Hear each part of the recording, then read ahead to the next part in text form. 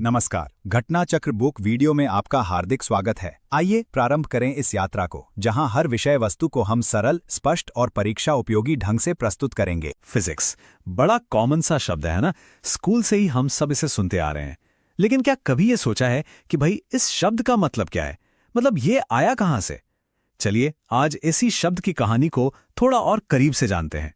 तो सवाल बड़ा सिंपल सा है कि फिजिक्स को फिजिक्स ही क्यों कहते हैं, और इसका जवाब, अरे ये जवाब हमें भाषा और इतिहास की एक बड़ी ही फैसिनेटिंग जर्नी पर ले जाने वाला है।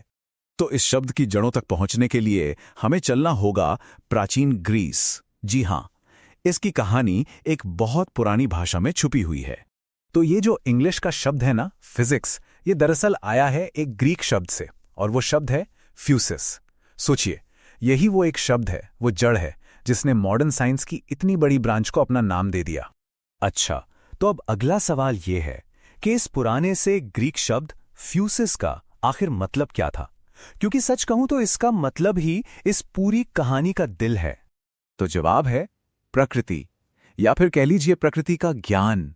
है ना, कितना सिंपल पर कितना गहरा मतलब। हाँ, फ्यूसिस का सीधा सीधा मतलब था नेचर। मतलब जब भी हम फिजिक्स की बात करते हैं तो असल में हम नेचर के ज्ञान की, उसकी समझ की बात कर रहे होते हैं।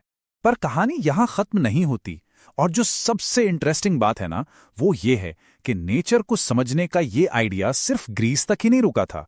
नहीं, दुनिया के दूसरे कोने में एक और महान प्राचीन परंपरा में भी कुछ ऐसा ही चल रहा था। और वो परंपरा थी हमारी अपनी, संस्कृत की। संस्कृत में भौतिकी शब्द इस्तेमाल होता है। इसका मतलब क्या है?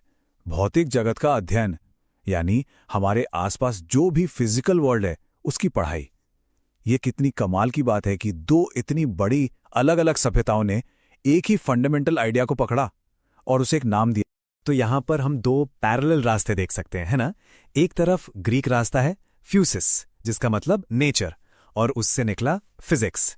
और दूसरी तरफ है संस्कृत का रास्ता, भौतिक जगत यानी फिजिकल वर्ल्ड की स्टडी, और उससे निकला शब्द भौतिकी। सोचिए, रास्ते दो अलग अलग, पर मंजिल एक ही है, अपने आसपास की दुनिया को समझना। तो अब जब हम इन प्राचीन जड़ों को समझ गए हैं, तो अब फिजिक्स की जो मॉडर्न डेफिनेशन है ना, वो और भी ज्यादा क्लियर हो जाएगी। ये सारी कड़ियां अब जुड़ने वाली हैं। तो आज हम फिजिक्स को कैसे डिफाइन करते हैं?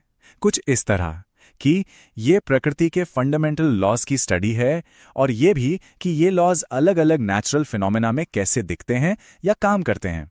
और देखिए, ये डेफिनेशन बिल्कुल सीधी जाकर जुड़ जाती है फ्यूसिस के उस ओरिजिनल आइडिया से, प्रकृति का ज्ञान।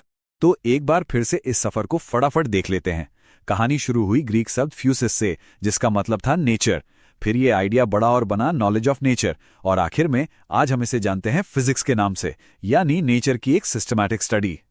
तो ये थी कहानी एक शब्द फिजिक्स की। ये सिर्फ एक शब्द नहीं, बल्कि नेचर को समझने की एक कभी ना खत्म होने वाली खोज है। लेकिन अब सवाल ये उठता है कि ये खोज हमें आगे कहां लेकर जाएगी? प्रकृति का ऐसा कौन सा अगला बड़ा राज होगा जिसे फिजिक्स हमारे लिए खोलेगी?